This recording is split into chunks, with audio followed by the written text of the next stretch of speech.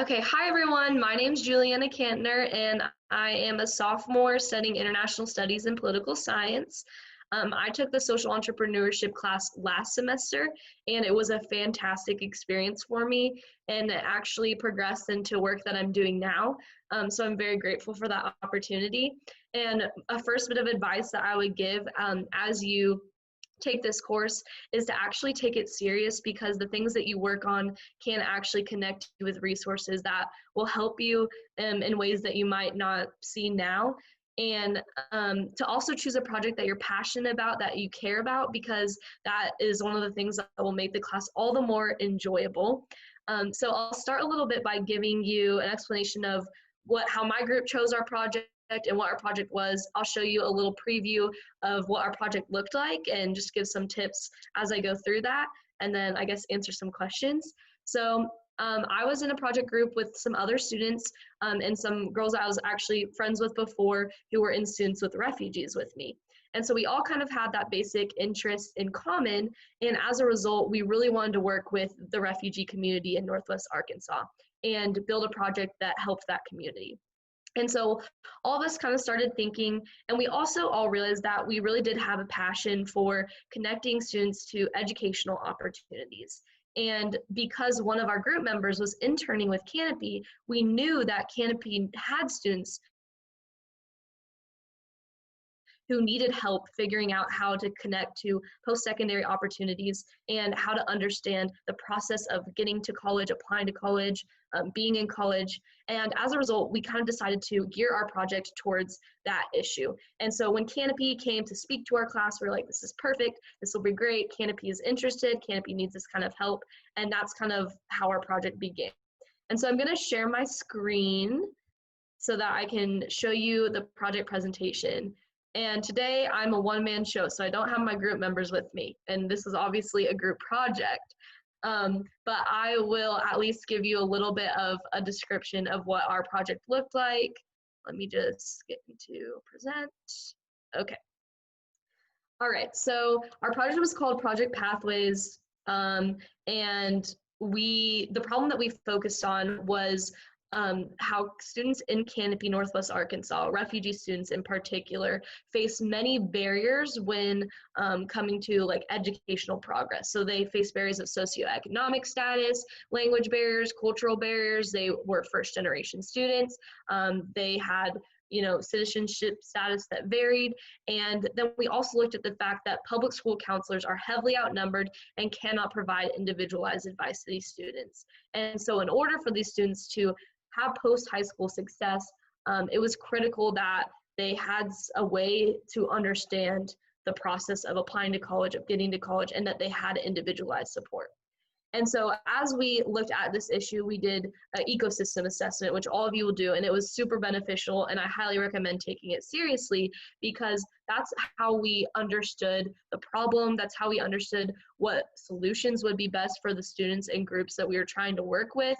And as we looked into the issues, we realized that working with a refugee community might look different than working with other communities, that it's really important that the family is involved, so that younger siblings can eventually understand the process as well. That it's really important that any information and help we provide is in spoken English rather than written English, because it's a lot harder for these students to read English than it would be for them to hear it. And so just things like that, as we looked into the issue and the statistics and data regarding the issue, we started to come up with better and better ways to address the problem that we were focusing on. And through our ecosystem assessment, you also talk to stakeholders, to people that might give you good advice when it comes to your project, or people that you want to get involved in your project. And so this was probably one of my favorite parts of the project, and one of the most important, because you realize that there are a lot of organizations out there that can help you and that do care about similar things that you do, and you want to use those resources because they're there for our community to use. So we talked to organizations like an RSO on campus, Students with Refugees, because they have a huge volunteer base. We obviously talked to Canopy Northwest Arkansas, because that was the students that we honestly wanted to receive our service.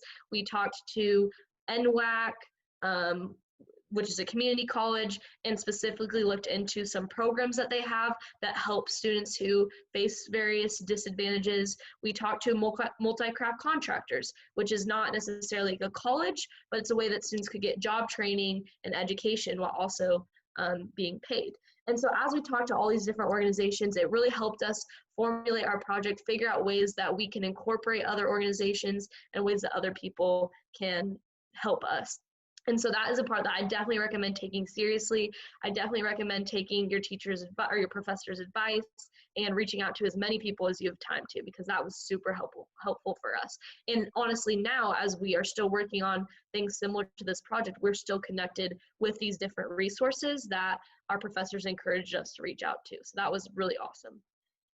So, as we continue that ecosystem assessment, we started narrowing down things like when we would do our project, where we wanted to do it, who we do it with, the volunteers we'd use, the community partners that we'd have, what our lessons would look like.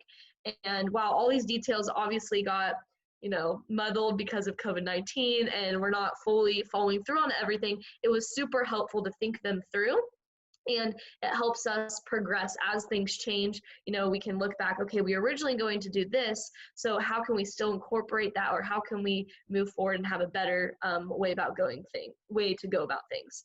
So that's part of that. And then eventually you come up with your proposal. So exactly, what you want your project to be. And so essentially our proposal was that we wanted to provide a project that would reach students in a way that works best for them, to make use of Canopy's resources and existing structure in order to offer an accessible and useful platform to connect students with post-secondary resources.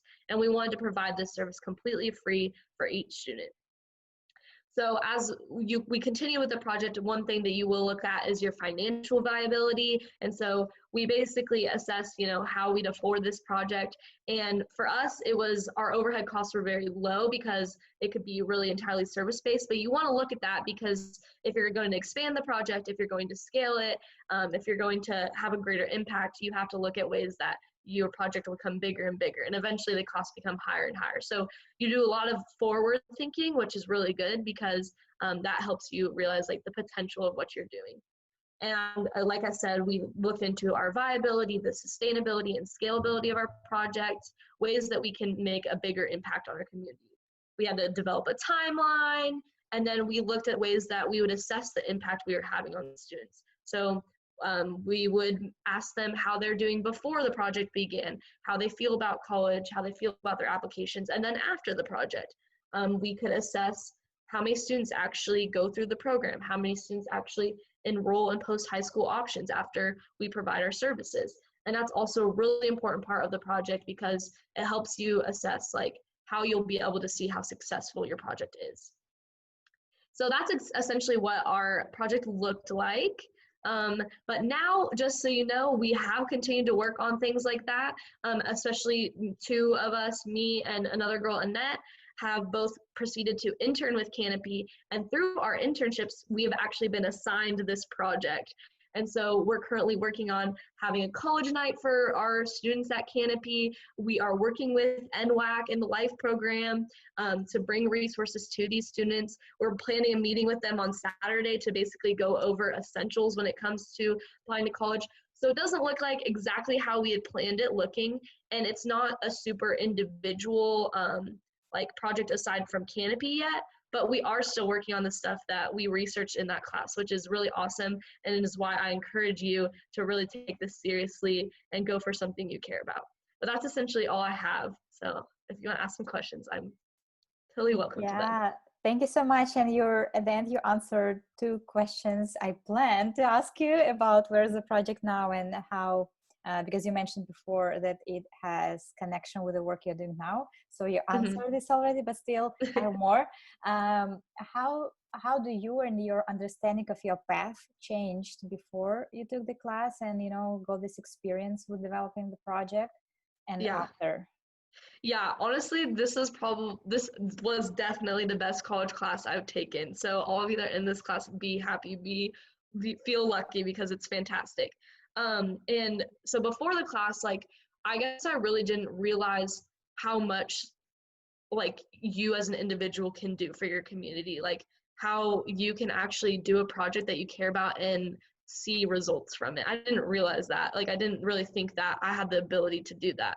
And after the class, I realized it's a lot more practical than I thought, and that there are like so many people in our community who want to help you do something you care about, who want to help you succeed, who want to help you make a project that benefits the community. I realized that, and now I feel a lot more independent, a lot more able to do things that I care about. Like for my internship, for example, normally I would never be like, hey, can I do this project that, you guys haven't even started working on yet, and actually like fully think it through. But now I'm like, oh, I'm happy. Let's start doing this. Like, I want to come up with a system. I want to come up with a whole project. I want to do something that will continue for Canopy in years to come.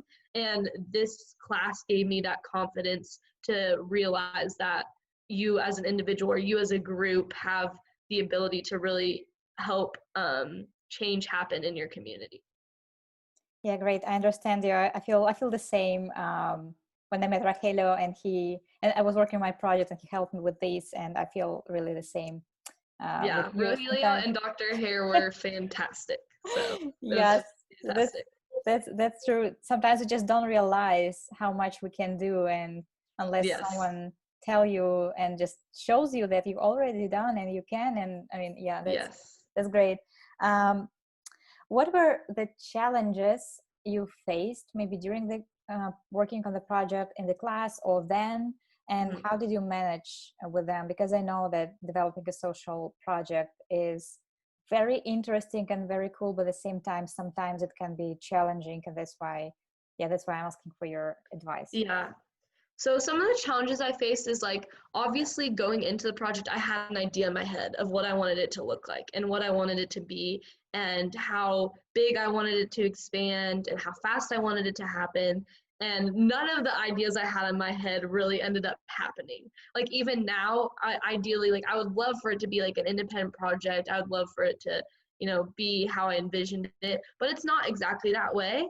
And so you have to realize that like things, like even you might want something that way, but that might not be the best way for it to be.